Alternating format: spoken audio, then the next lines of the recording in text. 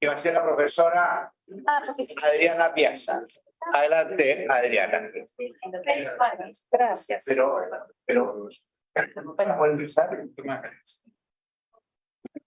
Welcome everybody to our last session. We are excited, but we have saved best for the last part. We have two talks today. The first one is by about the impact of FTAs in Chilean exports. Okay. Hello, everybody. Thanks so much to the organizer for this wonderful conference. I think that it's been a great conference so far. What is this paper about? This is a pretty simple and clear question. We are interested in evaluating the impact of the Chilean Free Trade Agreement. And as you may know, since the end of the 90s, Chile has established several FTAs.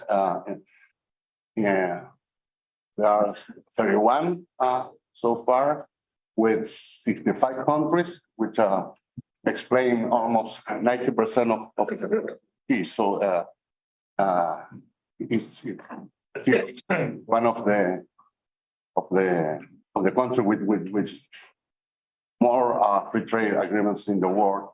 It has been pioneer going from unilateral trade liberalization to a selective one. And what was the main objective of this strategy? Basically, to open new markets and to increase exports and trying to enhance export diversification, which has been one of the main policy objectives during the last decades. And there are some questions related with this. There has been some discussion about the impact. Some people say that they were not very successful for enhancing export diversification. Other people thinking the other way around. We are trying to answer this question within numbers, so where this goal were achieved or not. And one interesting question here is about the heterogeneous impact of the FTAs. And basically, if the impact is going to be higher or lower for what we call it ex-ante relevant comparative advantage industries. If there is a more impact there or not, or it has been an increase in the number of the products that the country export.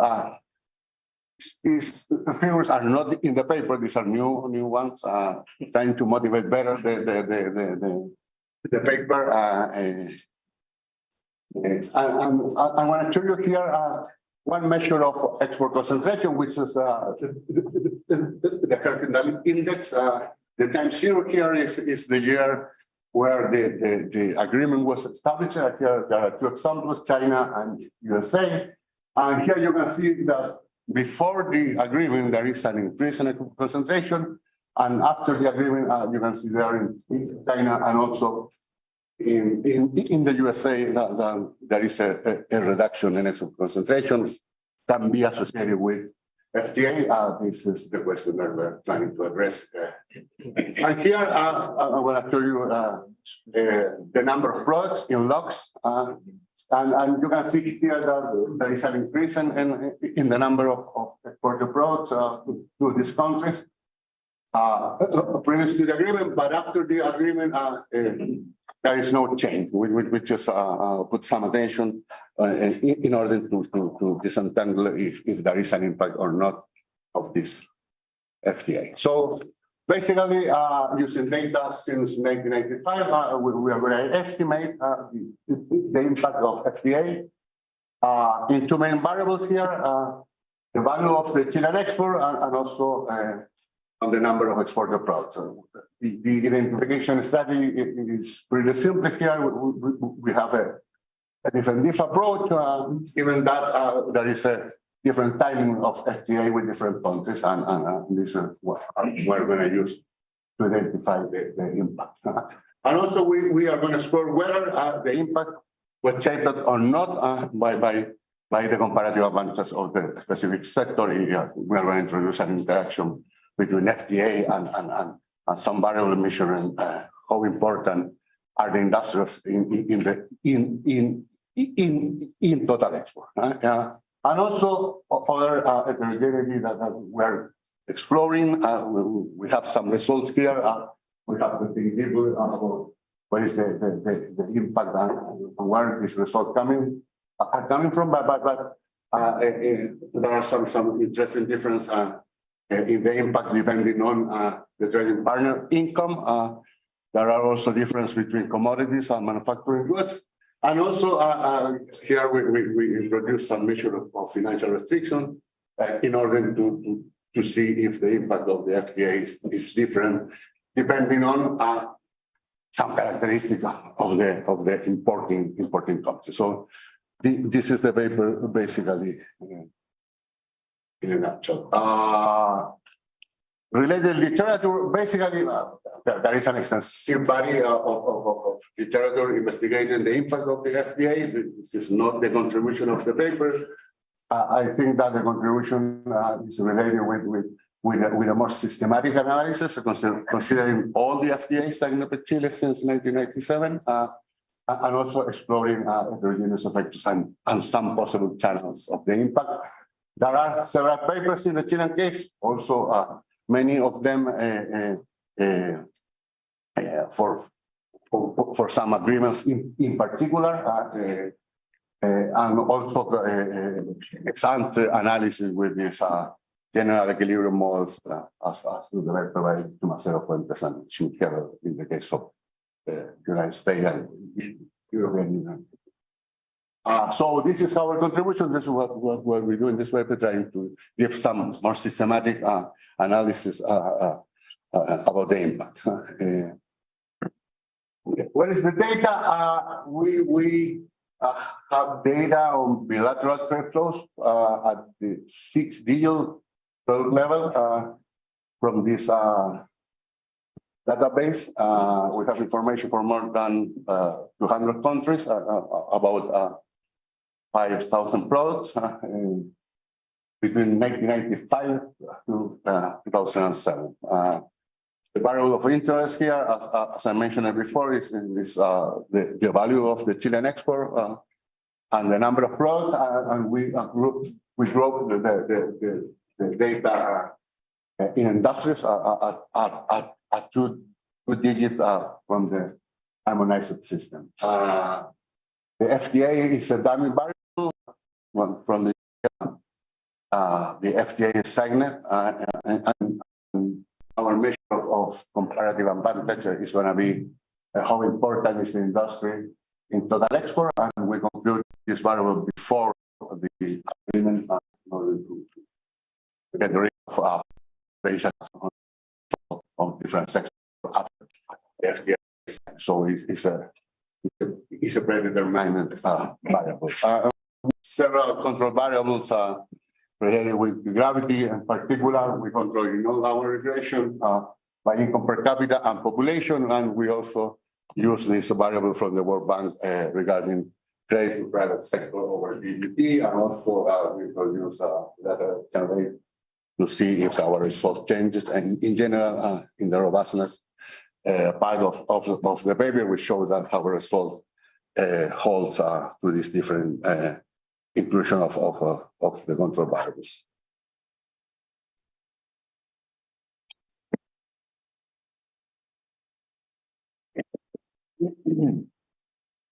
This is the equation that we estimate. I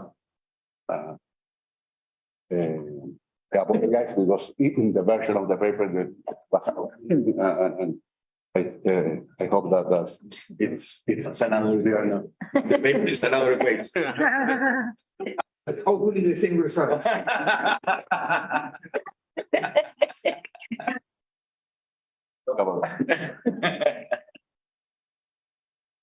So here we have this interest variable, which is the export value and the number of exported products. All both are included in the logs. And here we have FTA, which is a value which is changing across countries over time, depending on the year where the FTA was signed. And then we have this interaction between FTA and share, which is not changing over time for different for the same country. It's going to change depending on when the FTA is signed. Here we also introduce a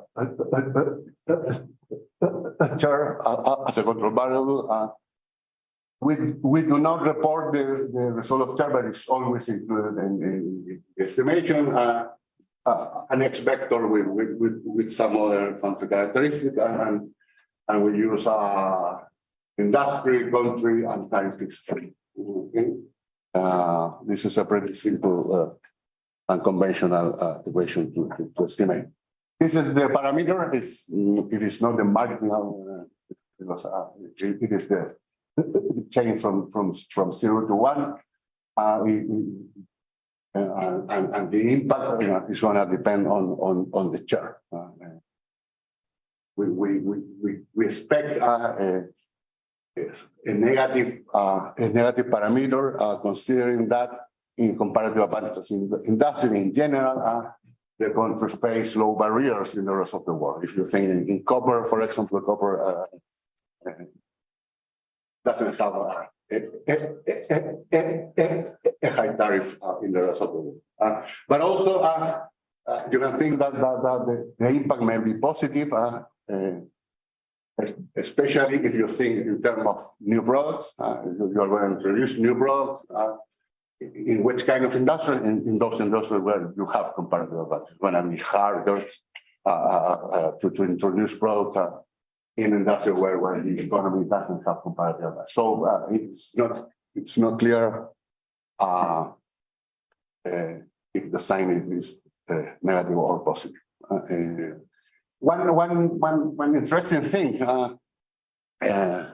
about the export share, the export share exhibits a pronounced right tail. There are some very few sectors where the importance is pretty high, in particular copper. In those industries. So to mitigate the influence from these star exporters or those industries where clearly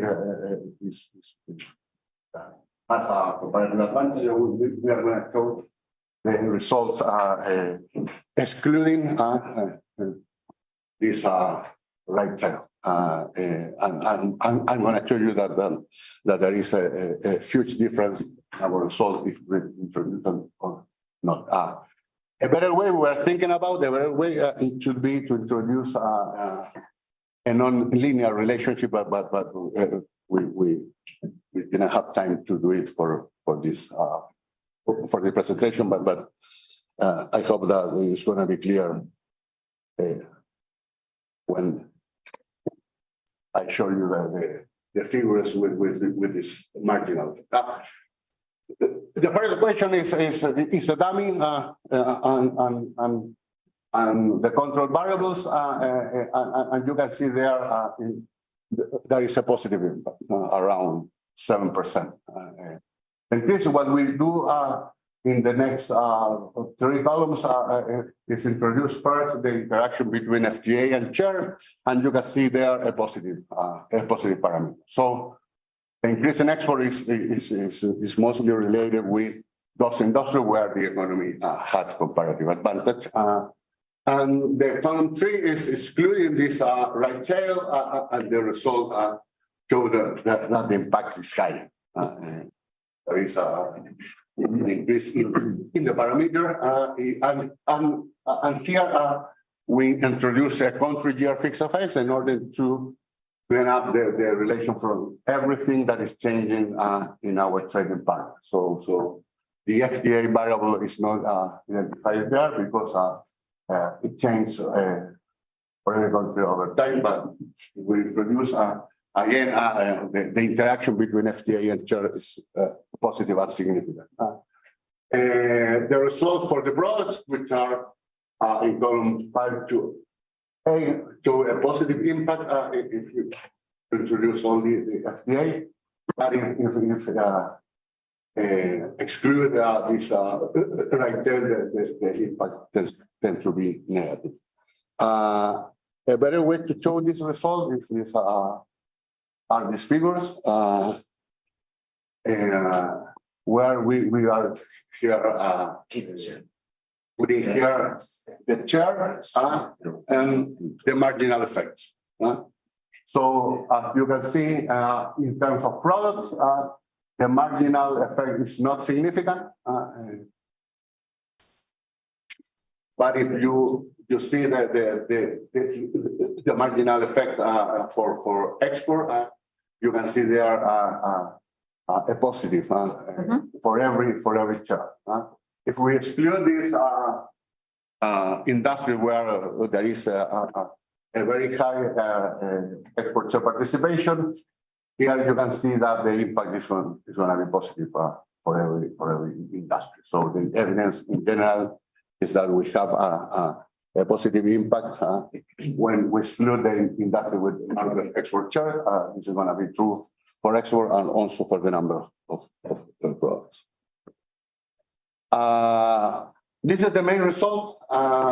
Basically, what I'm going to show you now are these estimation regarding the potential heterogeneous effects depending on the characteristics of the countries and also the characteristics of the industry. So here we portion the sample between high income country and no high income country or low income countries for exports and for products.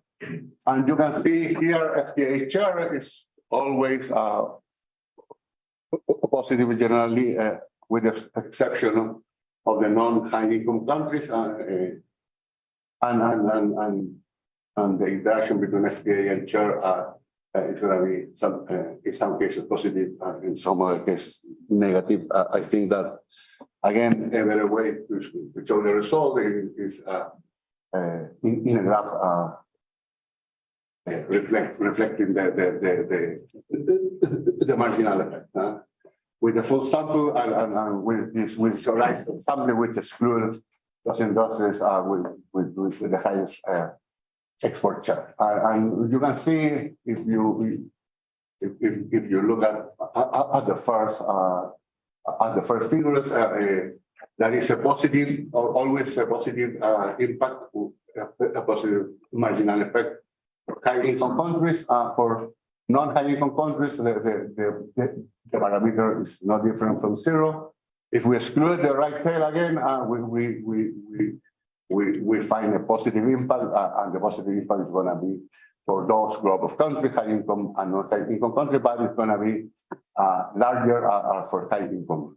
So there is some evidence that the free trade agreement were much successful in increasing export for those agreements with high income countries. And then you can see in this part of the figure that the marginal effect is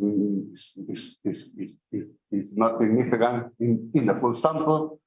But again, when we exclude the right tail of the exporter contribution, here we have a positive impact in the number of the products and the number of the products in general. The impact is higher for not high income. So there is some difference in the impact in the high income condition. In general, there is a higher effect, and in the number of products, it seems that the FDA helped to introduce new products for those FDA with non-high income countries. This is a summary of what I'm saying. We see also if there are differences between commodities and manufacturing products.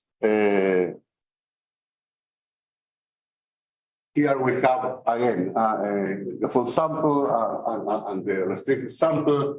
In general, the impact is positive in terms of export for manufacturers and for commodities, and the impact tends to be higher for commodities and not for manufacturing goods. This is what we show in the other side. And in this side, again, for the full sample, there is no impact on manufacturers, some impact in commodity goods, and then when we restrict the sample, we find a positive impact, and the impact tends to be higher for the primary goods. So the FDA, in that sense, have allowed to increase the number of the product that Chile export, but basically for primary goods, which is not new in terms of export diversification. It's 35. And the last, how many? 5 minutes. Okay, perfect. The last part, this is again, we are exploring the impact. A priori, it's not clear the difference. We are thinking back basically in terms of financial restrictions in the trading partner that may affect negatively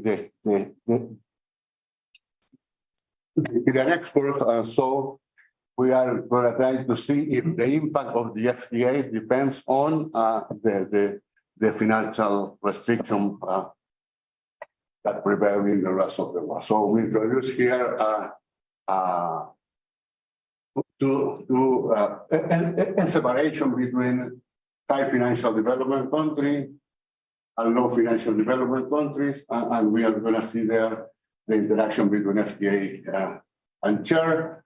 And you're going to see there is a positive impact for those countries with low financial development. This is also true in the restricted sample. And in the case of the product in the restricted sample, the parameters are more or less similar. But in general, what we find here is a positive impact of the FTA, but the impact tends to be higher where the export goes to low financial development, which may be consistent with this idea that FDA have higher benefit because they reduce financial friction. So the impact in terms of export tend to be higher for those countries. And similarly, when instead of using the growth over GDP as a measure of the financial constraint, we use also capital control. This is the database by Fernandez, as is very well known, I think, and there are several dimensions of the capital control. We can talk about this a little bit more, but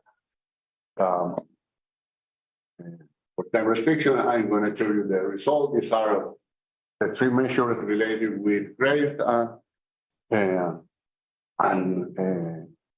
higher value of the CC, which are the capital control is more restrictions. So if you can see there, if there is more capital controls in general, there is a negative effect on X in terms of value and in terms of the number of the product. But interesting, when you introduce the interaction between FTA and capital control, what you have there is a positive.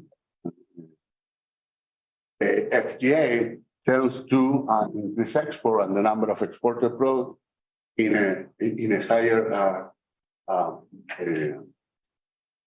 higher than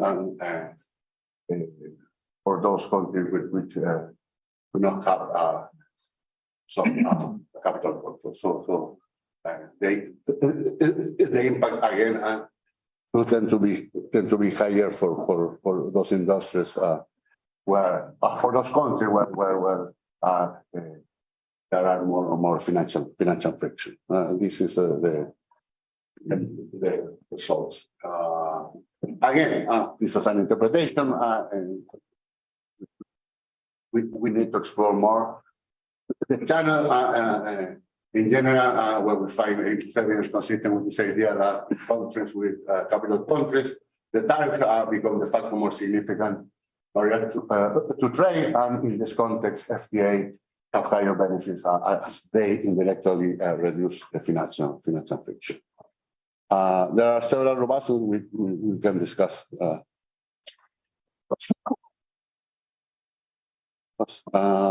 The conclusion, we have several results in terms of the heterogeneous effects of the FTA, but in general, the main result, the main finding is that these FTAs have been positive for increasing export. We need to check at the end what is the impact on export diversification, but in terms of export and the number of exported products, they have had a positive effect. This is a very robust result, and there are some difference across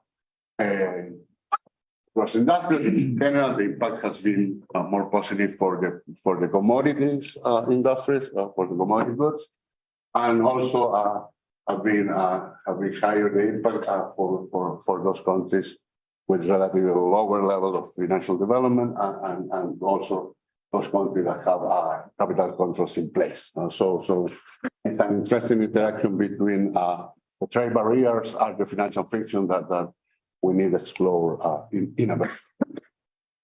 So thank you.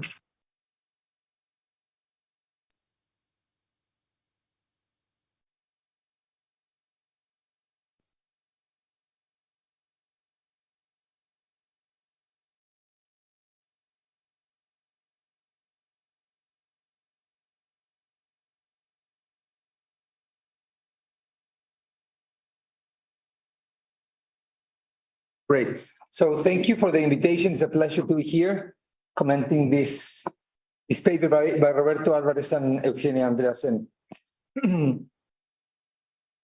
Let me start by saying that, needless to say, this is an interesting question from a scientific perspective, if you wish. What have been the effects of FTAs on exports and the number of products that Chilean firms export, but also from a policy perspective, I would say. Although it's difficult to think that Chile will keep signing FTAs in the future, I think it is interesting to evaluate to what extent these FTAs have deepened commercial ties with countries in a world where deglobalization is increasing very significantly. Now, the paper doesn't talk about welfare, I think, and I think they are careful on that, but I would push them to be very careful, right? Because although the conclusions might be that Chilean export exported as a consequence of FTAs and the number of products also increased as a consequence of the FTAs, the welfare implications would be much more difficult to assess. And there is a flavor of welfare discussion at the end. I think that the paper might want to be more careful about that. I have two main comments here. One is about the nature of the enhancing effect of FTAs on exports and the number of products. And second, to exploit what I think is the most interesting, at least for me, is a subjective, of course, view, the analysis across product categories. And I will make those two comments. The first one is kind of, I would say, a simple comment. One thing is to argue that export increased to a country where we sign FTA, and same thing with the number of products, but it is not obvious whether this represents an increase in overall exports or rather a substitution from non-FTA to FTA countries, okay? And the paper doesn't tackle this question, and I think wouldn't be that difficult to actually try to evaluate whether this is an effect on aggregate exports or is a substitution, and then the welfare implications of both effects might be very, very different. So I think with not too much effort, the paper might want to do that. One way to go in that direction would be to try a within product analysis and to compare destinations with and without FTAs and see whether the total exports within product change when you sign an FTA. I think that would be a low-hanging fruit, so to speak, for improving the analysis of the paper. Otherwise, it's difficult to come up with a clear conclusion on that part. Another comment that I had, it was clear in Roberto's presentation, not in the paper, whether these were HS 8-digit products or HS 6-digit products. You mentioned that there are 6-digit products, but I think we need to be very careful. You probably are, but just in case, that these categories have changed significantly over time. At the 8-digit, for sure, at the 6-digit, at a much lower level. So, especially because you analyze the number of products, we need to be very careful that we are using an homogeneous definition of products, because we know that every 5 years, these definitions change. Okay, so just to make sure that some results are not driven by these changing classifications, but rather than the FTA. Now, the results with the Windsorized sample in some cases do not coincide with a full sample. And I understand the logic between, the logic of keeping apart these sectors that represent a very large share of Chile's exports. Okay, but because the results do not coincide, I think a deeper analysis might be relevant to actually have an idea of which results should we looking at. One way, as far as I understood, you don't try logs on the specification. Maybe playing around with the share variable could smooth out this difference. But at the end of the day, my sense, and you mentioned something about this in the presentation, is that the paper is actually dropping copper when you're winterizing the.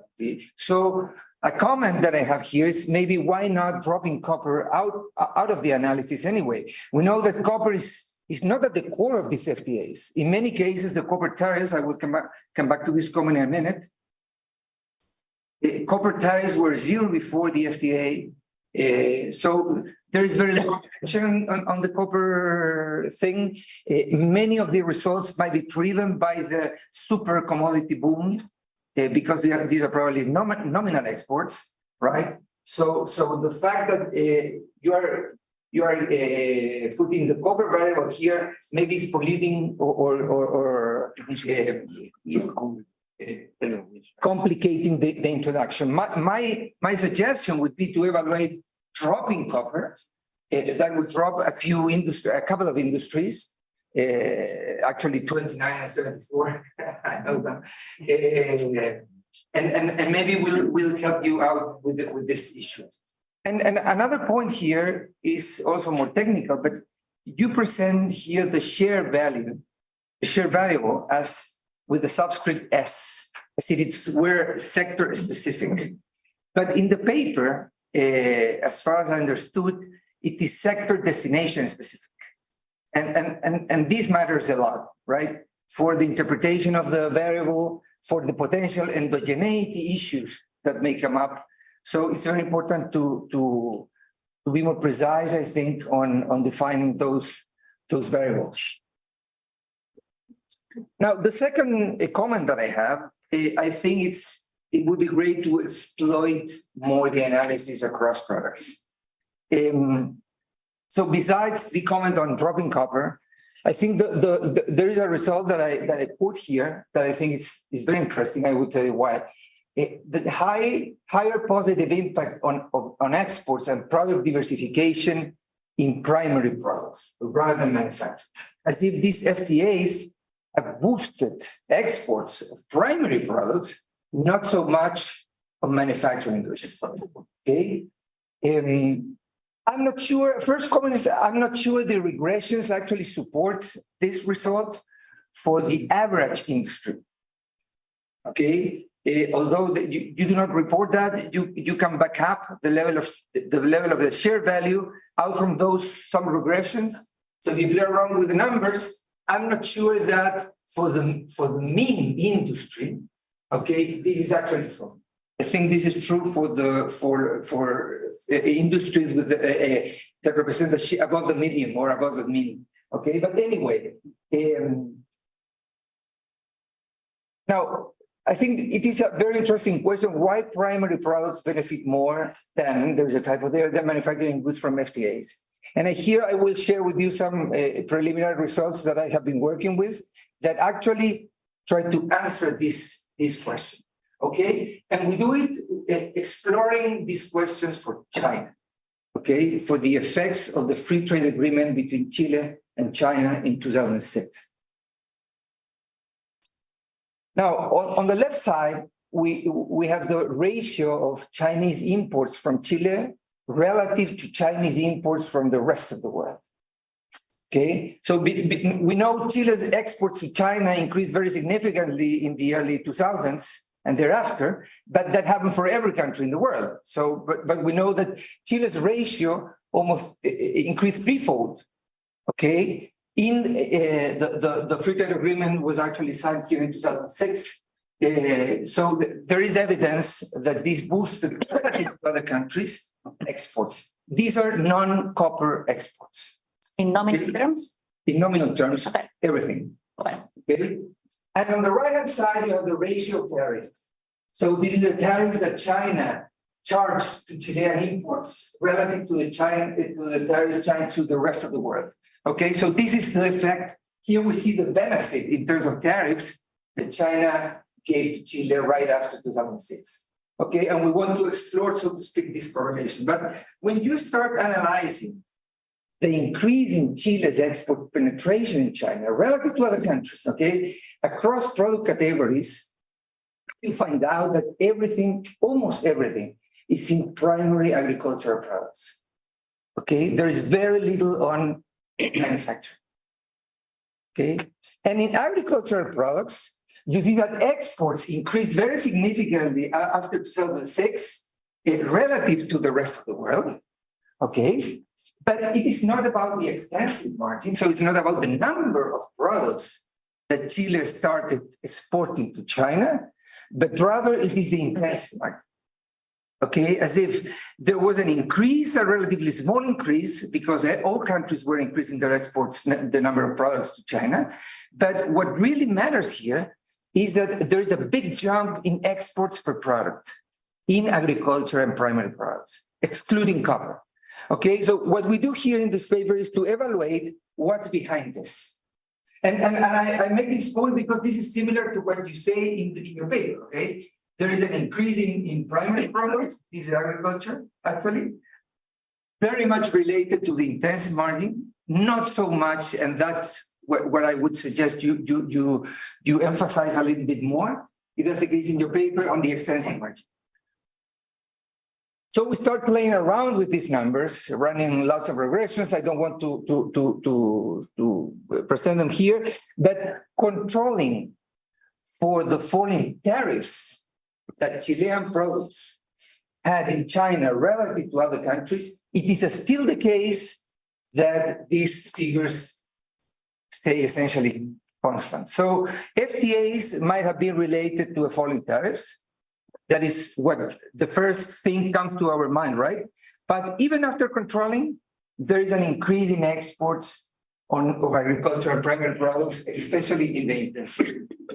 As if the FTA had into China an effect beyond the tariff reduction. But what was really surprising to us, and this is a point that I want to make, is that Chile has been signing sanitary and phytosanitary agreements, many countries, in particular with China, in the last few years or decades. Okay? And these sanitary and phytosanitary agreements are kind of dummy variables. They allow you to export avocados. They allow you to export some fruits. Okay? Now, strictly speaking, signing a sanitary or phytosanitary agreement with a country is not related to having a free trade agreement. These two things, you might be signing agreements and not signing phytosanitary protocols, or the other way around, but kind of coincide.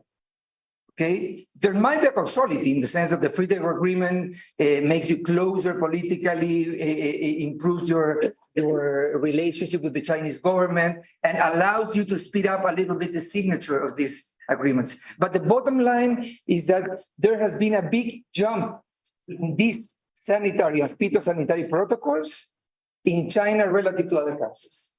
And when you control for this, all the free trade agreement effect disappears. In other words, the free trade agreement might have had an effect through tariff reduction. That is included, but there is still a residual. And that residual, in our result, suggests that it is the signature of these sanitary and phytosanitary protocols that have boosted the exports of primary exports, okay? And not other effects of the free trade agreement. Why is this relevant for this picture here? Because the signature of phytosanitary agreements is very slow. It is the job of the embassy in Chile, in Beijing, is about signing phytosanitary agreements. And they do once a year, twice a year. So the increase in products, in the number of products that have been received that have received a phytosanitary agreement and authorization for exporting to China has been increasing very slowly. But each of these agreements have generated a big increase in the export volume within those products. So the point I want to make, and with this I finish, is that the result of this primary versus manufacturing thing, I think is very interesting. There is something that more beyond that could be evaluated and studied. But in any case, very interesting paper, and thank you for the invitation again.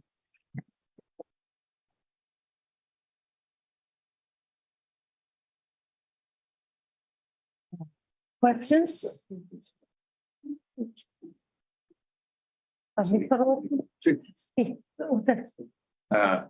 This is a very good paper, Roberto, and I think it's important that academics keep looking into what are the effects of free trade agreements. Maybe I haven't read your paper, but some of the comments may be more general with respect of how you approach the analysis of the impact of free trade agreements. Some of the points relate to those that Sebastian and Claro just mentioned. The first point is, well, if I understood well, you finished in 2007. The data. That's, I think, a bit early to look at the results of the FTAs, because the FTAs are not really a dummy variable. They're not 0 and 1. You have long years of reduction of your partner's tariffs. And therefore, it's not that the first day that you have, or the first year that you have the agreement in place, all tariffs go to 0.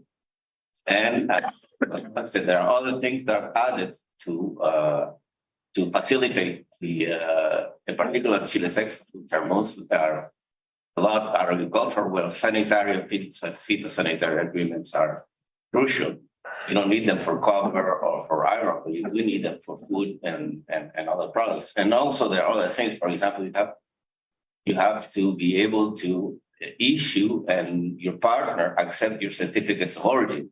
You know, that prove that the product is really Chilean, so that it gets benefit of the trade agreement.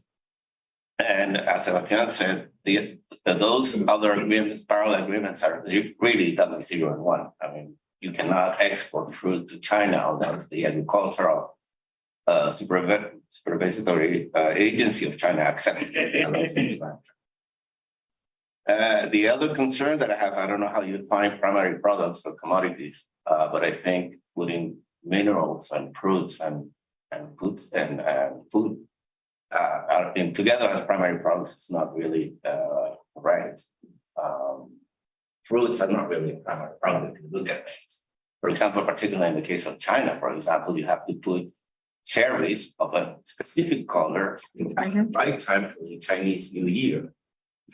If you don't do that, then you don't have that market. And for that, you need varieties and much technology to find out the right time and with the right color. It has to be red because of the Chinese condition. Yeah, I have one question, and it's regarding the evolution of export, because it seems to me what you show that I only show about fixed effects, what you show is that free trade agreement kind of increases export. Now, if you look at the total evolution of non-copper exports, the last 10, 15 years, they have been relatively flat. So it seems that this is a kind of once and for all effect, or there is some dynamic that I could.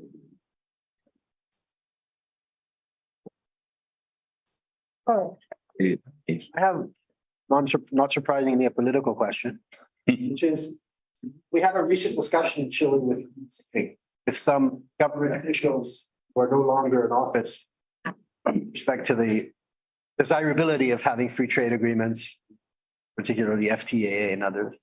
And I always thought, and I've had this conversation with people in government, they said, we seem to have lost in Chile it has a little bit to do with what we were talking during my panel about the narrative and the 30 years and so on. We seem to have lost in Chile a little bit the argument that free trade agreements, what are the benefits of free trade agreements? And in my discussions with these officials, I would say, I think you have to have sort of the jumbo test, which is, people understood for many years that one of the benefits of the free trade agreements, if you went to jumbo, you would have access to all these things that we did not have access to before. And I'm wondering just what, clearly there's an argument in your paper that is the case, but it's more almost on the export side than on the import side. But I'm wondering how you would politically translate this into the jumbo test. Okay. Estaba Ricardo primero. On the paper, very good comment. Two or three points. Somewhat related to timing.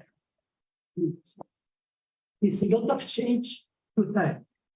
From traditional exports, 90s go up 14%, then goes up for some years 8, 5, and the last 10 or 15 years, only 2%. That is a tremendous change. So there are some things happening inside and some things happening in the world. The world trade was going 6% for many years, decades, and moves in the last, since 2007 to 8 goes down to around 3%, from 2 to 4%. Chile was much above the world. Now it's much below the world. Something happening. Something in our economy that has to do with the privatization, the accumulation of gas of people.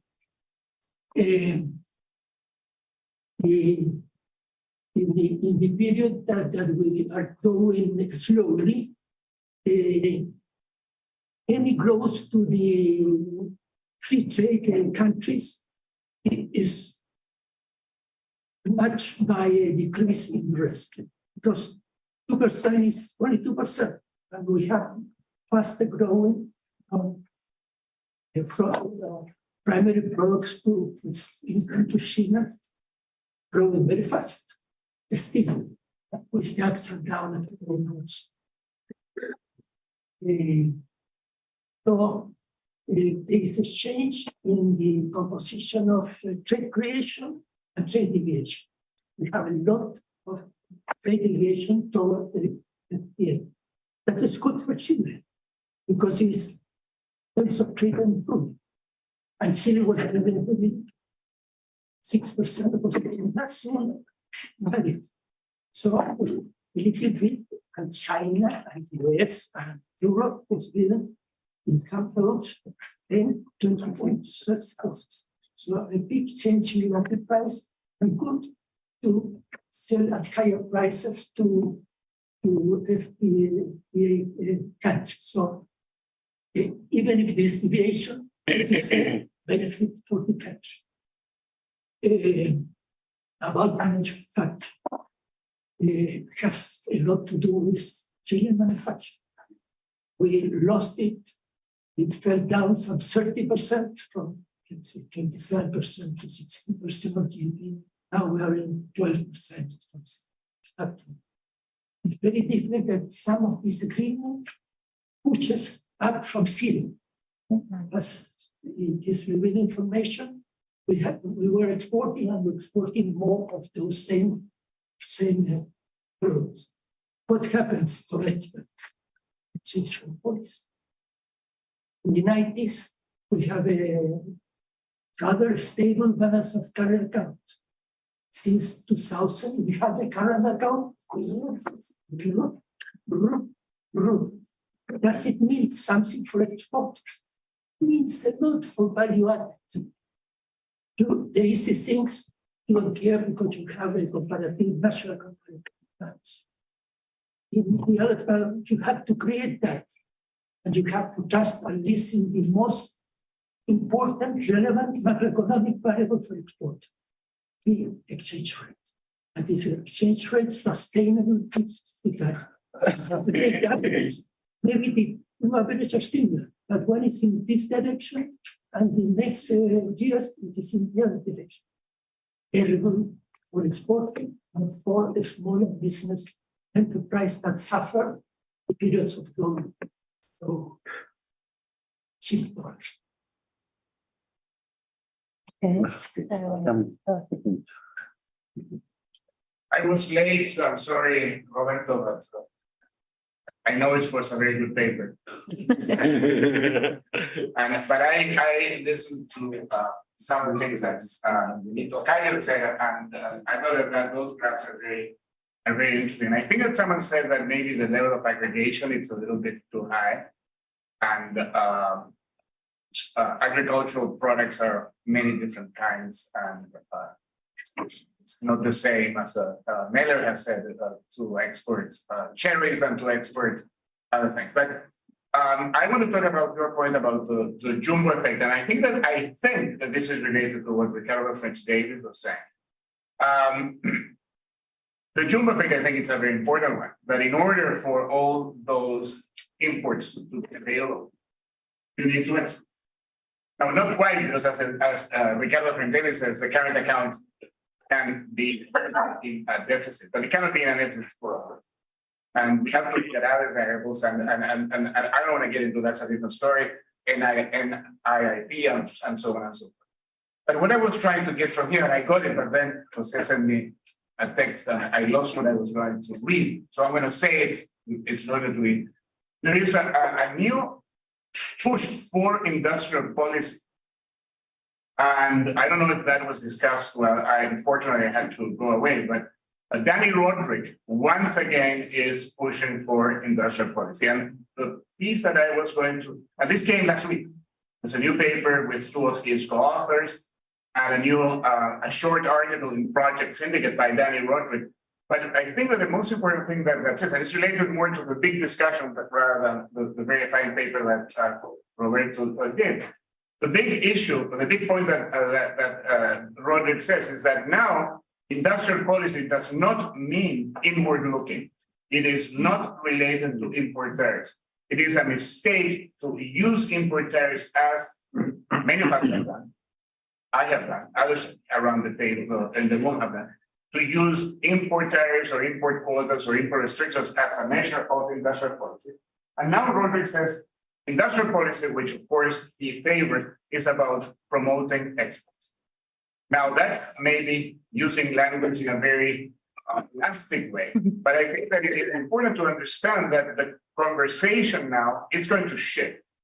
And we as Chilean economists, and being in the most open, one of the most open countries in the world, should start looking at this issue in the new meaning of industrial policy. Is there anything that we should do or have to do in terms of policies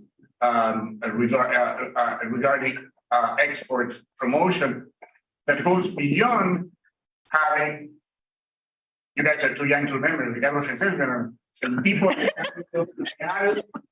cambio real, realista. That's what Carlos Díaz Alejandro said. So beyond the tipo de cambio, beyond the exchange rate, are there other tools that we have to start thinking that maybe they will be labeled as industrial policy, although they will be something else for export promotion? So I think that next week, we're going to have another conference next year.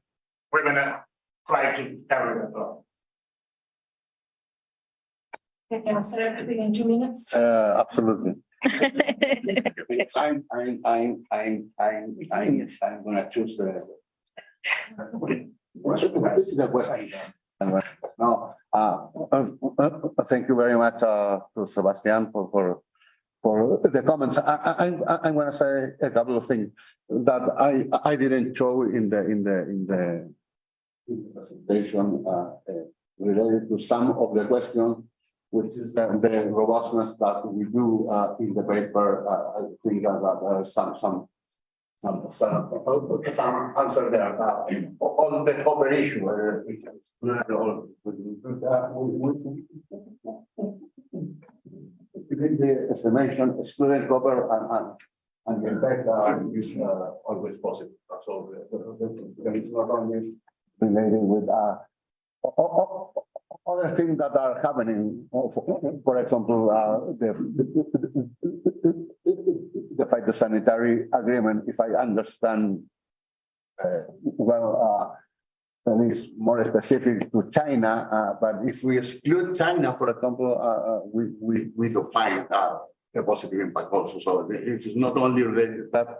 And also, if you remember, if we include country year fixed effect, which is cleaning up all the things that are changing over time with some specific partner, it's also controls also. So I think that the interaction here is very important in the sense that we are identifying the impact of the free trade agreement. Only other thing that may be happening. And the others about the chair. To be clear, the chair is specific to the country. No, it doesn't change for every country because we are computing a variable which is measuring the comparative advantage of Chile. Yeah? But it changes over time because the FTA are signed in different years. So in some years it's going to be computed. For example, if we sign an agreement in 2006, we compute the share of the industry in 2003.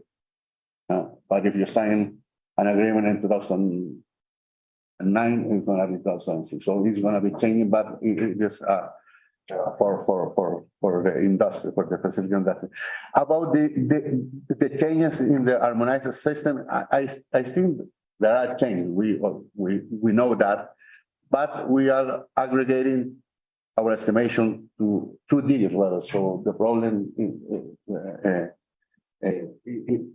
there is not a problem with this level of aggregation, but I fully agree with most of the comment that may be interesting to estimate the impact for different industries, in particular difference between agricultural or in the manufacturer, also what we call manufacturer. At the end, it should be more clear about the impact in some specific industries. So I really agree with that. Thank you.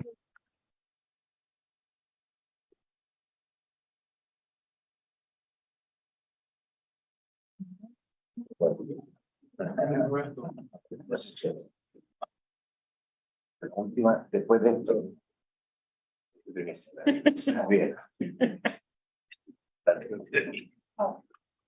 Es el sistema. Escríbele. Es Eduardo.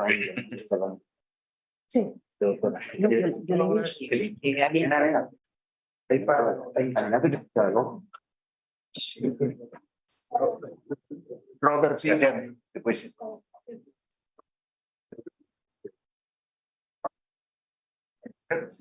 So we are starting our last talk now. Gonzalo Salinas going to present paper is Chile role model export diversification policies. So, thank you very much. It's an honor to be here presenting this very prestigious university and the 50th anniversary of this very prestigious journal. My talk is about export diversification in Chile. So I'm happy to be able to present it here in Santiago and gather your opinions, which I'm sure are much more informed than mine on this topic. And I'm particularly happy because I've been applying this analytical approach on export diversification to several countries, but I find the Chile case much more didactic than others. And it's partly because Chile has stood as a role model of economic growth and poverty reduction, and that's a question for Latin America and for other regions. But it's been questioned whether its policy framework promotes export diversification or not. And I think the way this has been approached analytically would benefit from a couple of shifts in the analytical approach, which I'm gonna present here. So I'll start by talking about the proposed methodology, how to look at this question of whether Chile is effective in promoting diversification or not. I'm going to implement the methodology. I'm going to discuss the implications for Chile, and I'm going to end with some concluding remarks. So the proposed methodology. So the typical analytical framework has been to have a dependent variable, an export concentration index, for example, and as independent variables, several policies that broadly are thought to support productivity. So trying to see what is the connection between policies and export diversification, very, very simply. However, first of all, with the dependent variable. So the dependent variable is usually, as I mentioned, export concentration. Sometimes export complexity, export sophistication, export quality. The IMF has an index on export quality. But for instance, the export concentration index. If you look at the export concentration index of Chile in the last decades of high economic growth, it's relatively stable. And actually, since the start of the 2000s, it has been increasing. So lower export diversification at the time in which there has been high economic growth and high poverty reduction. So that seems to be a muscle. There's been some papers, for instance, one that I cite here, that say this is because industrial policies have been abandoned lately. There were some industrial policies in the 80s. Since the 90s, industrial policies were abandoned, and that's why you have again more export concentration. However, what policies promote is to promote diversification in Chile and other commodity exporters is non-commodity exports. That's what policies are supposed to promote. And when you see Chile's non-commodity exports per capita, you see that have been growing in line with the big story of Chile, high growth in TFP, high growth in productivity. So clearly here, what's happening is that the export concentration index is influenced by the fact that copper is a relatively exogenous factor. Prices are determined outside. Reserves of copper are exogenous, largely exogenous to policy. So policies are not connected to copper exports. And what happened here in Chile was that in the early 2000s, there was a commodity boom. So we are misreading the dependent variable. Same thing happens when we talk about export complexity. So these are special exports that is being advised that if you want to diversify, you should focus on this kind of more complex, sophisticated, more higher quality products. Same thing. This export complexity index, the Hidalgo, it's very much a weighted average of the quality of the exports that you export. So if you have a lot of copper, you have a lower export complexity index or economic complexity index.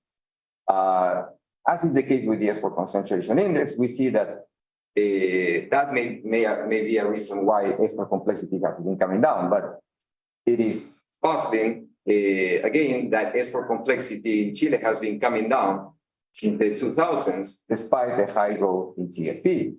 So, and when you do cross-country comparisons, you find a lot of puzzling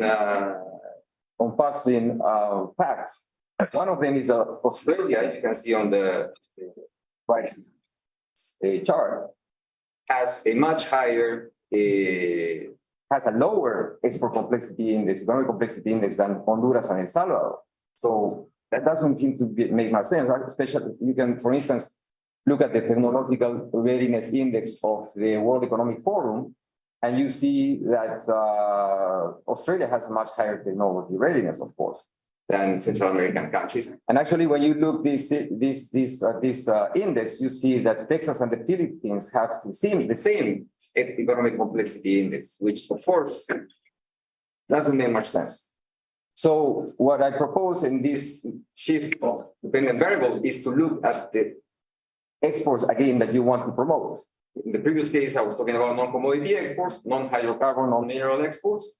Here, we can focus, for instance, on complex exports. We can define, for instance, on the product complexity range defined by Hausman and Hidalgo, we can look at the superior ones and see what is the value of those exported. And when you look at that, the complex export per capita of Chile has been growing in line with the growth story of Chile. And when you make a comparison between Australia, Honduras, and El Salvador, you see that Australia has higher complexity, value of complexity exports than Central America. Chile has higher complexity exports than Central America, despite the remoteness, although I'm getting myself ahead a bit on the rest of the story.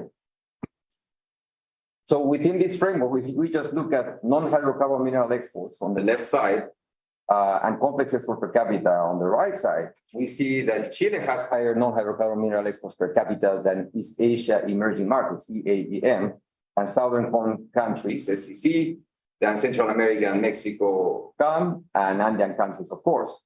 It has lower complex exports than East Asia emerging markets and then Central America, but that may be explained by the second, by the rest of the second shift in the analytical framework that I will propose.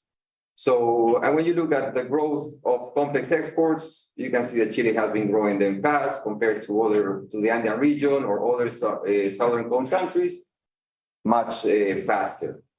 So that's the first shift. Second shift is now that the dependent variable is the level of exports, you can tie it more with international trade theory, with great gravity equation, empirical approach to gravity equation, and see what determines, besides policies, the development of the exports. So here is a specification of a gravity equation. I use, for reference, a Ricardian general equilibrium model of Fitton and Kortum to define what are the variables that we want to pay attention for the dependent variables. So for exports from country I to country N, we care, of course, about the size of the trading partner economy, XN. We care about the distance between country I and country N. We care about the technological level of country I, and W being the labor cost of country I. So that is very simple and intuitive. For implementation, to account for distance, I use geographic distance. Technology variables, I use several, but mainly those are cited in the existing literature on diversification. Education, governance, infrastructure, and trade variables. I also use others, but these seem to be, as I'll show, more statistical and more economically significant. To account for labor cost, I use some labor flexibility indicators. And then I add GDP per capita to account for potential reverse causality and relevant omitted variables. So reverse causality, because it may be the case that you have some higher export because of some industrial policy, and higher exports leads to higher GDP per capita, and that allows you to have more money for education. So to allow for that potential channel of endogeneity, of reverse causality, I have GDP per capita. So implementing the methodology, these are the regression results. I have as dependent variables hydrocarbon, mineral, complex, and manufacturing export services, and hydrocarbon and mineral, and the variables that I mentioned earlier. So the gravity equation variables are all significant and with expected sign. Among the T variables, schooling, governance, infrastructure, and trade restrictions, which is the average tariff, is also strongly related to non-hydrocarbon mineral exports and has the expected sign. Interestingly, these variables, these policy variables, have a stronger relation to exports than GDP per capita. So the signal coming from them seems to be much stronger than GDP per capita. So that's interesting. And then I use, for labor market, I use a couple of variables. One of them is not significant, the Global Competitiveness Report Labor Market Index. There's an IMF Labor Market Reform Index, which is significant. And so There's significant, what's economic significance? There's statistical significance, what is economic significance? Reducing distance by half is associated with 150% increase in NHM exports. So that's big. A one standard deviation increase in education has a payoff of 170% of increase in exports. Governance, a similar increase in governance, 65% increase in exports, similar increase in infrastructures, 20%. Lowering import tariffs by 10 percentage points has a 45% increase in NHMs. But throughout the analysis that I've been doing, it's always distance, education, and trade barriers, the one that seems to be more robust and have the higher economic significance. I also sometimes use, say, cost of doing business, some other variables. They have sometimes their statistical significance, but their payoff of a one standard deviation increase is 5%, 2%. These variables seem to be the really the ones that have the strongest connection, and other studies have found them also strongly connected, although this analytical approach increases significantly the fit of the regressions. So implications for Chile. To move from this gravity equation analytical framework, which is bilateral, towards country level analysis, the policy variables is okay because they are defined at the country level. The gravity variables are defined bilaterally, so when it's a bit of a mess to think of an aggregation, but I simplify by just looking at the proximity to markets index, which is, I guess, the inverse of a remoteness index. The index is calibrated based on the regression results, but very much what they do is, I mean, the index is higher the closer you are to other markets. So if you're Malaysia and you have China, South Korea, and Japan nearby, you have a very high proximity to markets. If you're Chile, Argentina, South Africa, Australia, you have a much lower proximity to market index. So that makes sense at the country level. It's not a bilaterally defined variable. So when we use that proximity to market index to predict, in this case, complex exports, similar results, by the way, for non-hydrocarbon mineral, for manufacturing exports. The distance on its own explains a lot. R-square of 0.42 in this case. You can see Chile exports, complex exports, much more than you would expect from its distance. It actually, the upward deviation is actually as high as Japan's, Korea, Mexico, and many others manufacturing export successes. Actually, if you want to look for role models, New Zealand and Australia, extremely upwardly deviated. So that's one part of the story. Of course, Chile is predicted to have very low exports because, as you can see, it has relatively very low proximity to other markets compared to the comparator regions that I have chosen. Now, when we add policies, four policies, I didn't use labor because it was not robust. When I use governance, education, tariffs, and infrastructure, the fit of the model is much tighter, 0.8, above 0.8 for complex export, manufacturing, hydrocarbon and mineral, and Chile is well predicted. So this very much tells you that it's most likely Chile's strong policies that explain the upward deviation that we found in this previous chart. And when you make a comparison of Chile's determinants, indeed, Chile is outstanding in education, upper left, is tops in governance. Infrastructure is relatively high, although it's higher for East Asia emerging markets. And it has also a very low import tariffs plus FTAs, as were mentioned in the previous presentation. But of course, we can aspire for Chile to have stronger determinants of export. This is what would happen with Chile's complex export per capita. If you would have the determinants of New Zealand and Australia, it would be very close to advanced economies exports, despite its big distance. So Now, is it realistic to expect Chile to work on the horizontal policy side? Because many are skeptical and say, well, Chile has already done a good job. There's not much space. It's easier to do an industrial policy.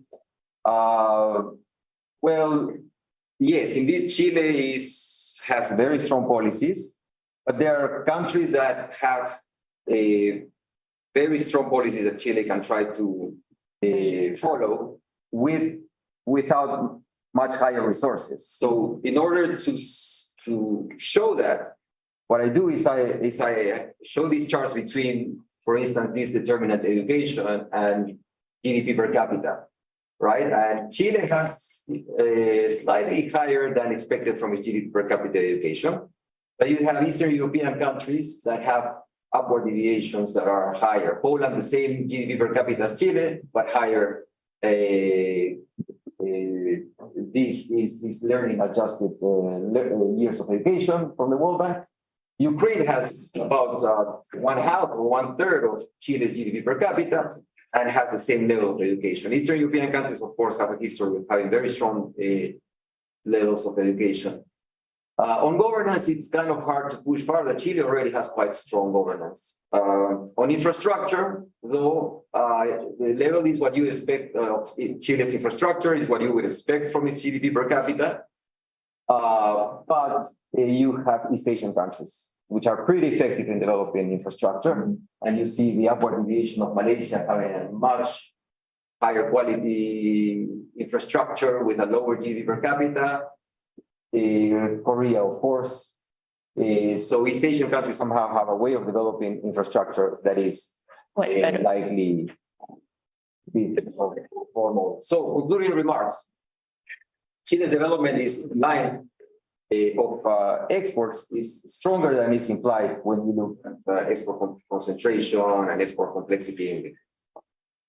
Despite its remoteness and very likely because of its strong policies. Australia and New Zealand seem to be more of the role models of development of complexity and diversification, and also of overall economic growth, according to this paper of Gonzalez, Larraí, and others. Since distance is a big hurdle to Chile's development, the global value chains definitely are influenced by distance. Then exports of services or high value to weight products are more promising for Chile. And as I show in the last charts, there's significant space for Chile to foster its education infrastructure, maybe following Eastern Europe and East Asia on education and infrastructure. So with that, thank you very much. I'm looking forward to comments.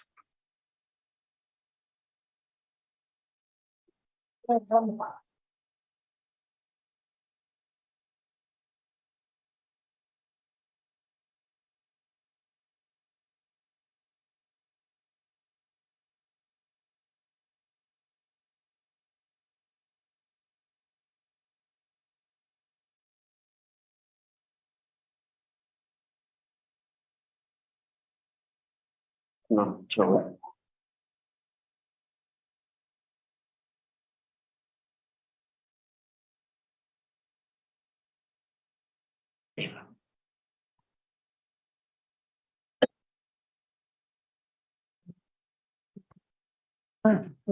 Okay. Well, must say that's a very interesting paper.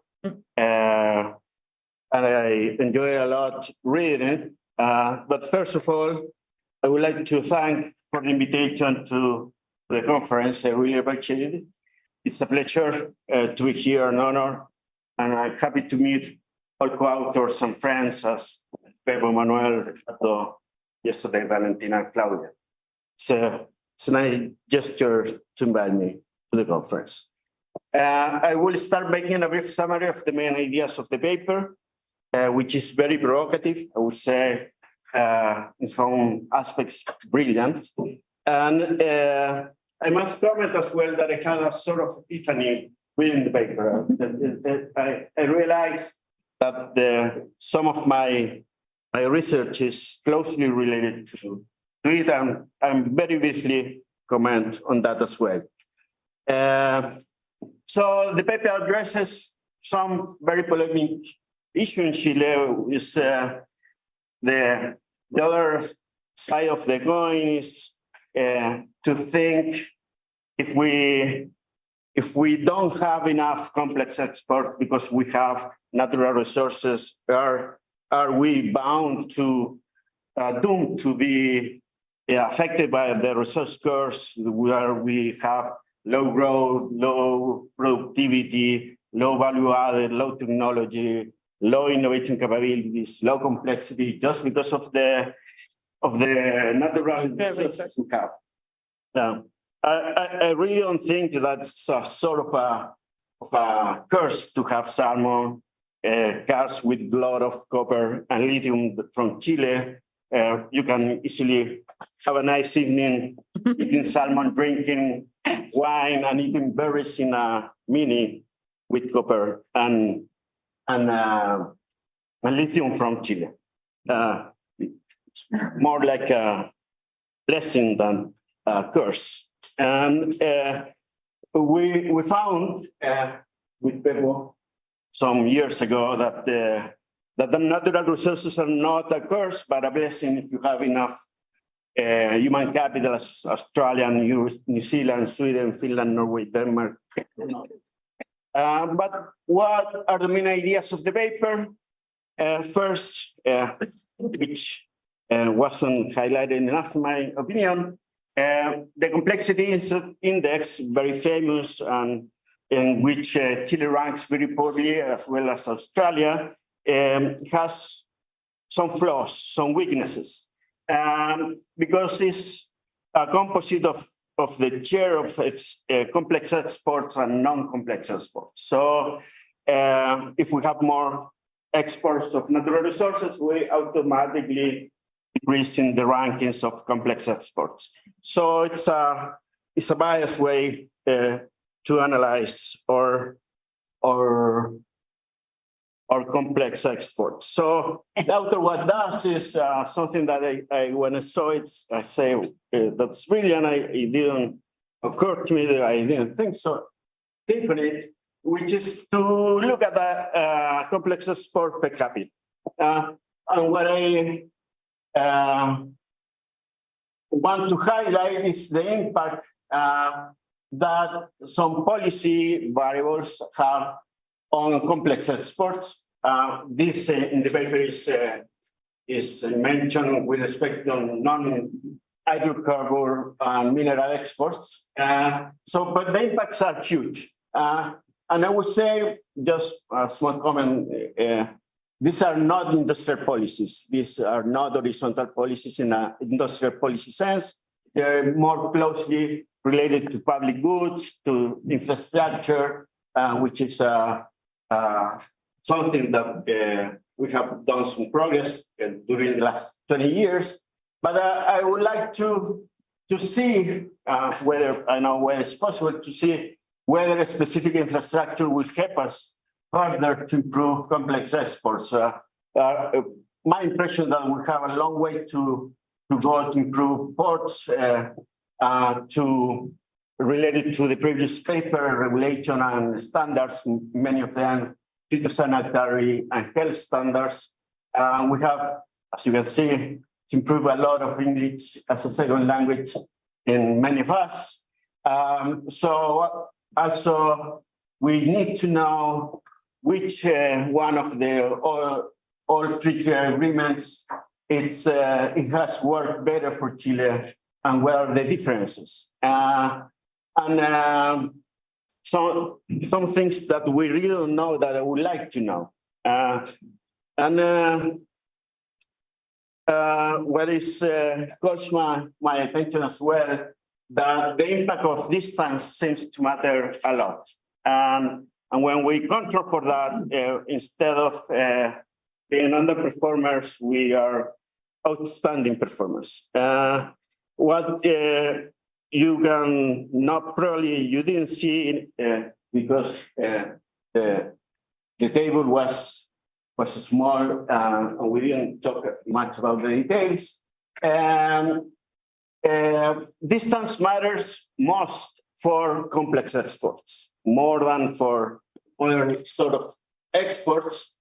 And most of the control variables are more important for complex sports as well. So they're more sensitive to that.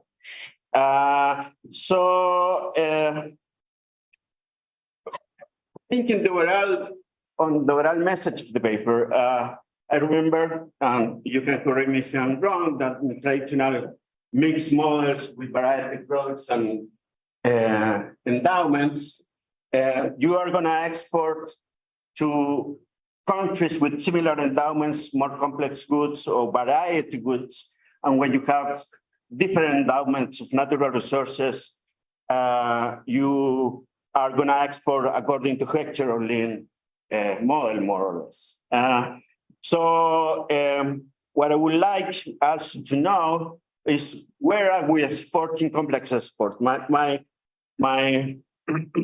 opinion is slightly we are exporting that to Latin America, because exports are more sensitive to this, and so we might be doing that. But that would be interesting to know. Again, something that it's open to discussion and to see the data. What matters the most in the paper is that our complex export have been growing faster than in our neighbors and similar to other countries. That's what I said. Controlling for distance, we perform very well. I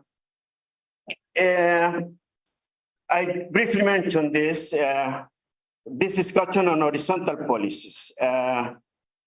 I will rather talk about the infrastructure, public goods, instead of horizontal policies. Well, the finding that if we have New Zealand's control variables, we are going to improve significantly. Our complex export is also important. We need to understand a lot what we need to do to improve further our complex export or overall export performance. We have had some vertical policies in Chile on trade, and we have had also some horizontal policies. It's something that we cannot see directly from the paper, although the name of the paper is very that. So there is lots of things to know in the sense that what free trade agreement benefits, what sort of export, what the policy has helped that. I mean, I know that Chile has had more than a couple of decades programs for exporters. So Luigi is not here, but I just pick up some pictures from Google where they write Chilean remoteness. And well, I wanted to show Luigi where to go as well, but it goes beyond that because we export lithium and copper from places where the llama is, and we are gonna export green hydrogen from the Patagonia as well. So if you do that, you need a lot of infrastructure. So we have some infrastructure that works in some parts, but our long country needs more if we want to open markets to every single Chilean. Yeah. So I'm going to briefly discuss how these results relate to my previous research in homenaje to my co-authors.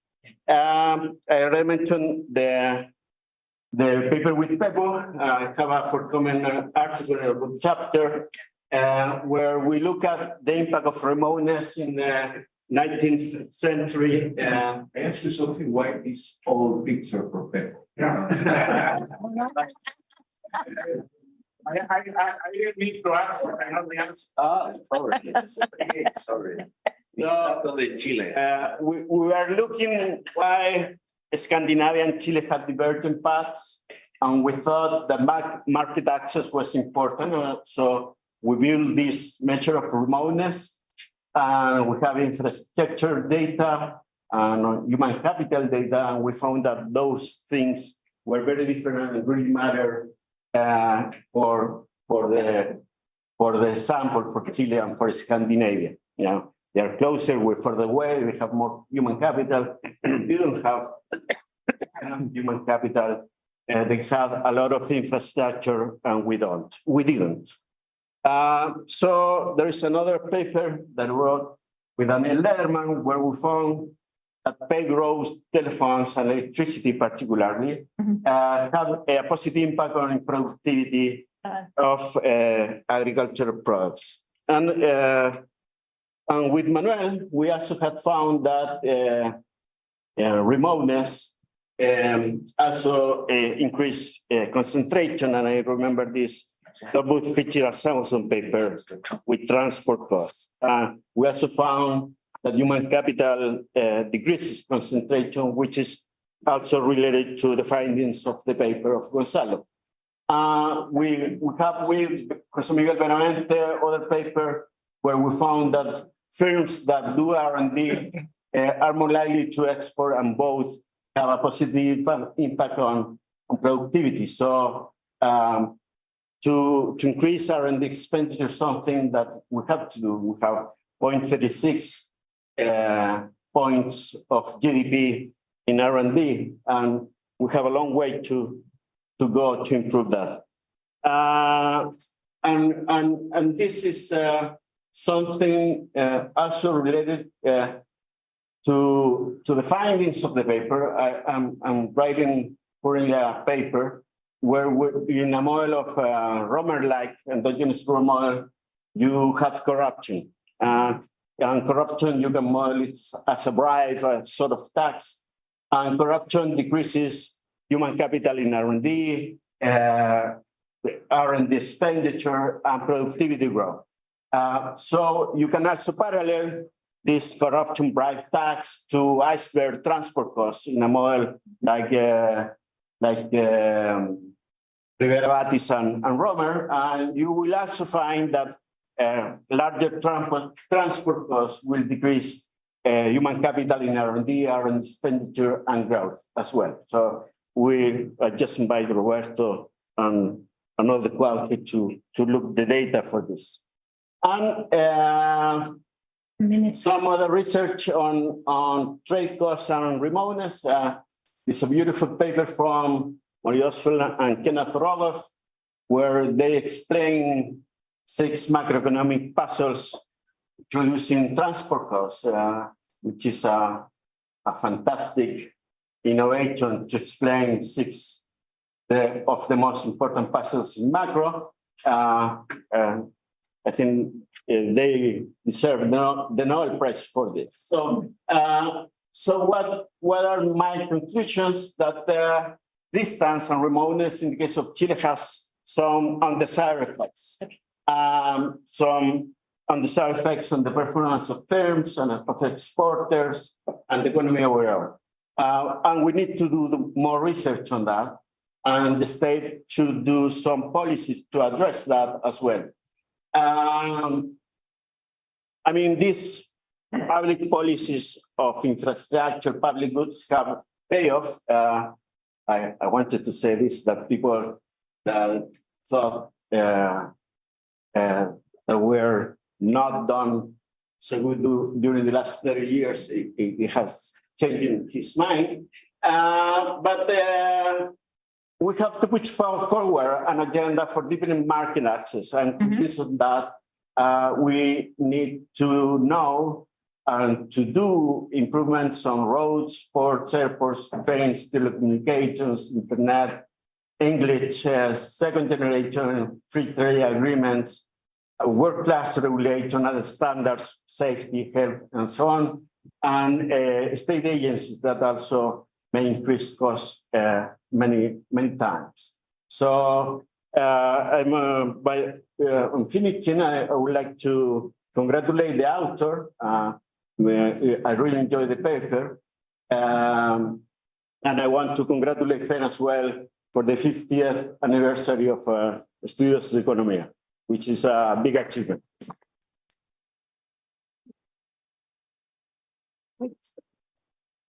Okay. Sebastián? So,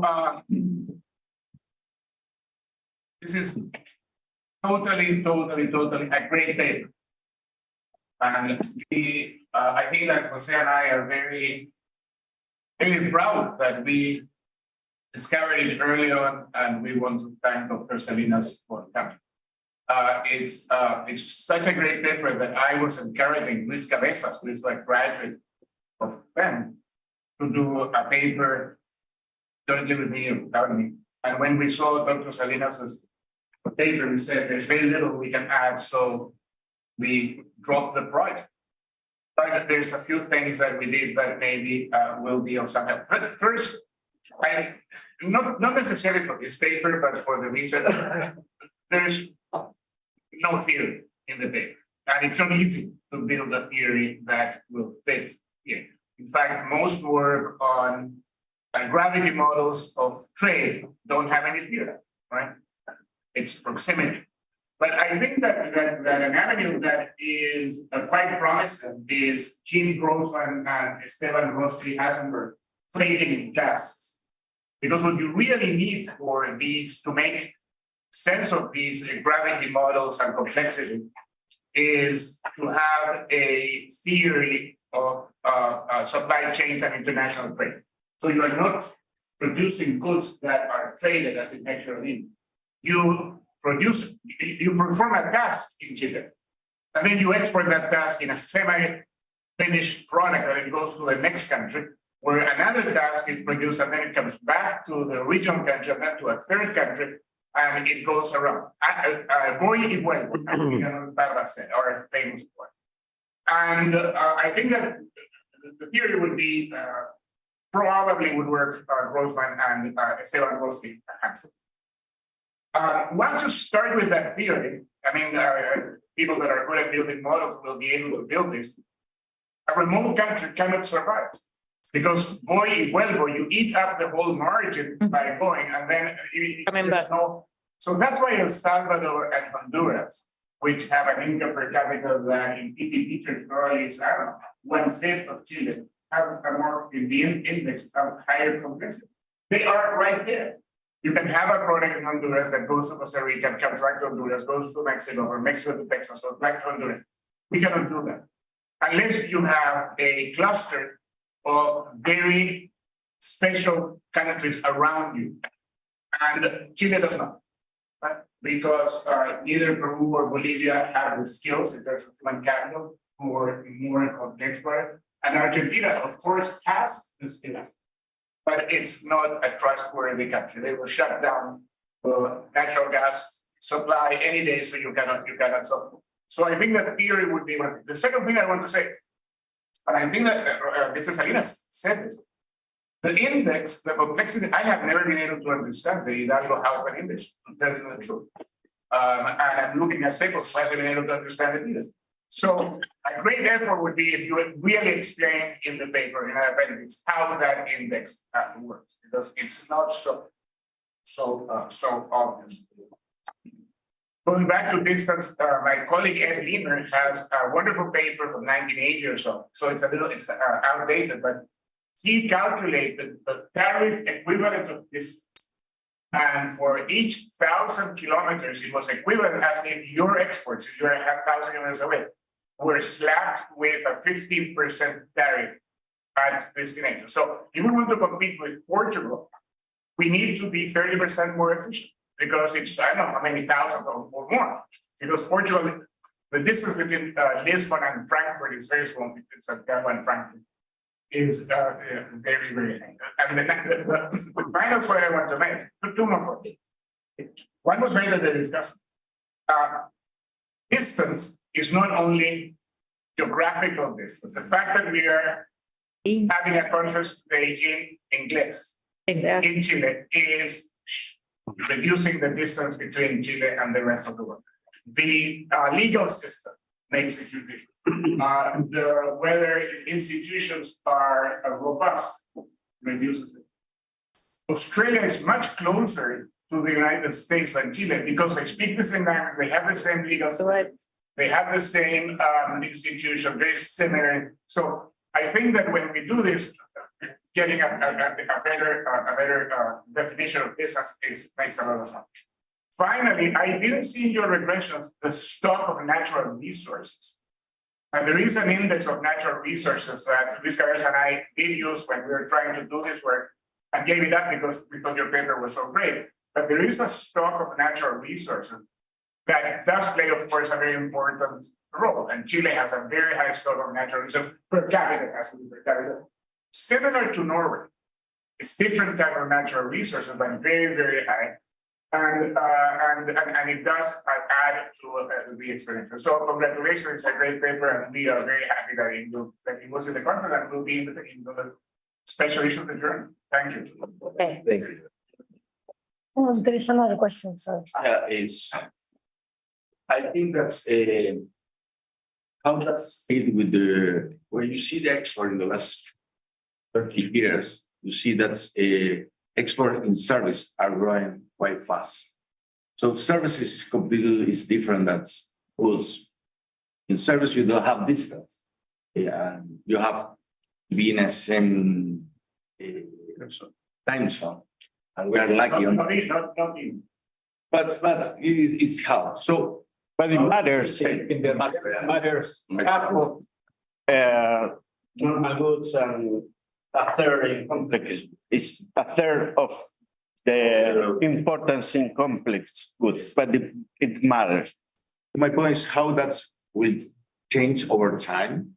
How important are that's and also how do you think that will change? It's a little related with the question of Sebastian about the change in the trade change. Is the issue of new automation in markets in the north that can change the change value in trade. So I want to expand a little bit for the sake of the whole discussion. And it's too bad that Oscar and the rates is not here. And Ricardo Freixenet, he should have been here. Be part of this discussion. The issue of services, and I hope that you expand your work. Codelco Tech, which was an idea that Oscar Landerreche had and that completely failed. It's something that someone in Chile has studied very, very carefully. I mean, the largest copper producer in the world should be able to export for technical engineering services. And that was the idea of Codelco Tech. And after 5 years, they couldn't get a single client, from what I understand, international client, and they had to close. So there's something that needs to be explored with an open mind, because nothing that we do here is dangerous. I want to add a little bit on the agricultural sector. A lot of the services that we're exporting have to do with the advance in agriculture and the exports, the technology, etc. But exports and success in exports, it's a constant competition, and the countries that surround us are learning. And what I hear today, because I have family members that are in this sector, is that our agricultural sector is in real trouble, particularly competition with Peru and other countries. And what I'm saying here is that this paper is wonderful, but please let us not rest assured that everything is fine and dandy, because it isn't. That's all. See. So on the comments from Claudio, Yeah, on whether to use the public services or horizontal, I had a lot of, I had to think a lot about how to denominate it, because I was thinking about using fundamentals, because the criticism is to those countries that have strong fundamentals like Chile. But then in the export diversification literature, you have horizontal versus vertical. Horizontal applies to the whole economy, and vertical just to some sectors. However, as many have pointed out, infrastructure has vertical aspects. So public services, I guess it would be a bit like horizontal, in the sense that, yeah, infrastructure is public service, but sector specific. So I think I will never be able to have something that really, captures what we're trying. I think fundamentals is a good word, but it's not technical in the literature. So and then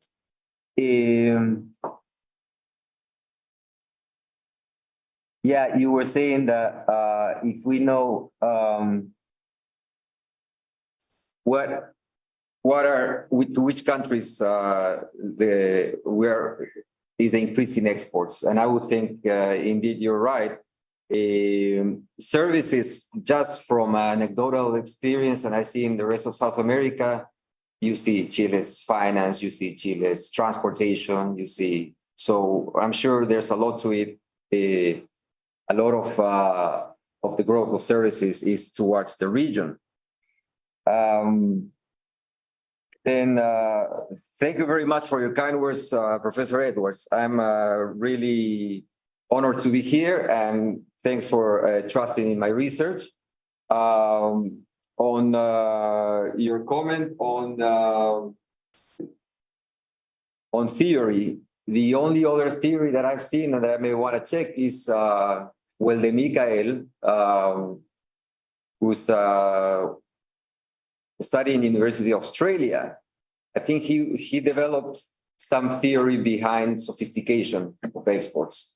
But I'm taking note of the Grossman paper that you mentioned.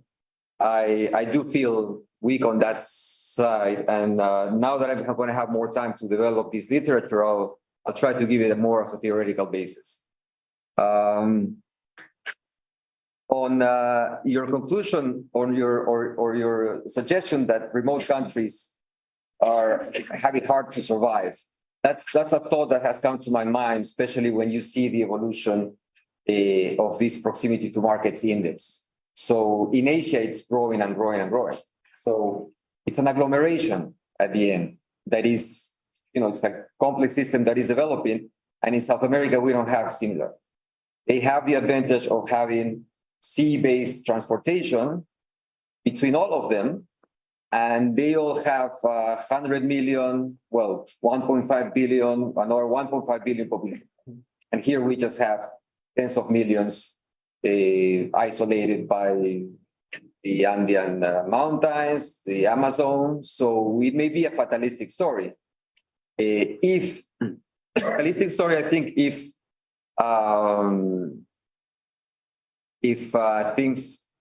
the world doesn't change, because this is a bit of a backward story, right? We're looking at migrations are going back to the 60s, at the time in which learning was learning by doing through exports. Now you have YouTube, and you have many technological knowledge of advanced economies that can pour to the, to even low-skilled labor in our country. So, and then distance systems, all that could end up affecting how much distance affects us and how much we'll be able to compensate. But the issue of remoteness and the fact that the dynamics of the system doesn't favor us and we're kind of falling behind, and it's actually surprising that Chile is not falling that much behind, but the rest we are. Definitely is a major issue. So yeah, I'll try to explain the complexity index, but I mean, these are very empirical. They're not in the international trade literature. No graduate study course, you will see a complex export, a discussion on the complexity. These are very empirical. They're very much just picking up products that are produced in high income economies. They only there and they denominate them higher quality, higher sophistication, etc. But there's not much of theory behind that. Take note of the natural resource index that you have produced because I think it will be quite significant. Distance is not only geographical. Yeah, that is a limitation. I guess I have this distance indicator that I have, which comes from this gravity equation website. But at the end distance, what we care about is the cost, I guess, and the time. So it can be, the concept can be polished. You were asking on services. I think, yeah, you were talking about automation in the north and all those developments. I think that, yeah, I would just restate my point that this is the past and the future may be also automation, which is not good news. But so far services have been promising for Chile. I didn't show the comparison. I have it in the paper. Chile does have higher services per capita exports than East Asia emerging markets. And East Asia emerging markets, I mean Malaysia, Thailand, Vietnam, China. So services exports are quite successful and definitely are promising for Chile. And yeah, and a lot of the criticism to a horizontal policy approach for exports development is that we should not just think about that. We should try to see other policies too. I don't know if the promotion of exports of Chile would benefit from industrial policies. I don't know what political economy is. I can think of my own country, Peru, in which, this is equal to rent seeking. So I cannot see that working. But maybe this horizontal policy would work for trying to offset the loss of competitiveness of agricultural exports of Chile vis-a-vis other countries that are also improving technology, but probably the case of Peru are closer to the big North American market. Chile seems to be in a much better path than the rest of the region in that sense. So I think that sounds promising. So with that would be it on my side. Thank you very much. Okay,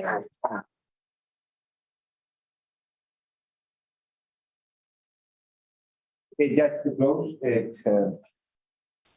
usually conferences end up with a low turnout because they're dating, because of many things, but this has an advantage that we have enough food for all of you. I have lunch here. Usually answer the problem ways of But usually, but not in a public university. Cannot buy. So first of all, I want to thank to podemos en español, pero a los autores, a los discussion, a los moderadores. Sin ellos, obviamente, no habríamos tenido conferencia y que tuvimos la suerte de conseguir muy buenos papers, discussion. Entonces, tuvimos una muy buena conferencia gracias a ellos y ella. A los autores que de aquí a poco tiempo van a recibir un report con un referí que vamos a pedir para revisión y aceptación de los papers como corresponde a la revista. Quiero sí decirles como anticipo que hemos estado pensando el último par de días como nos hemos entretenido hoy día. Esto probablemente lo empecemos a repetir, no en un formato tan largo, pero en un formato un poco más corto para discutir investigación de Chile. Hemos aprendido mucho aquí. Entonces yo creo que es muy importante. A todos nos pasa que cuando uno quiere escribir y tratar de publicar algo, si lo hace sobre Chile, la posibilidad de eso es baja. Si lo hace Estados Unidos son altas, aunque haga exactamente lo mismo. Entonces queremos corregir esa desigualdad en la economía mundial. Asimetría. Y por último, obviamente una conferencia no puede funcionar si no se hace. Entonces nosotros venimos aquí, pero hay todo un trabajo logístico detrás bastante grande. Y yo no me da cuenta desde subir los papers, desde organizar, desde perseguir a los autores para que manden los papeles, de preocuparse que tengamos la sala, la comida, el YouTube, las redes, todo, y por eso quiero agradecer a la gente de la FEM, ¿no es cierto? Susana Munhauser, toda la gente que trabajó con ella, son hartos, la lista es larga, son hartos estudiantes. Sin ellos no podríamos haber tenido. Yo creo que es fundamental haberlo tenido y me voy tranquilo porque la verdad que lo mejor cuando uno organiza algo es que termine bien. Y creo que hemos terminado bien, gracias a todos ellos. Y Sebastián Edwards, como de costumbre, la última palabra. La última palabra, porque se había olvidado el profesor Macero, editor de la revista, que ha confiado en nosotros, que no es tan fácil confiar en nosotros. Para que nos organizáramos esta conferencia al principio estaba medio resistente. Nosotros usamos las tácticas tradicionales para disuadirlo de que se resistiera, pero creo, profesor, que ha sido una muy buena conferencia con los decanos y que los papers son merecedores de la revista y así que muchas gracias.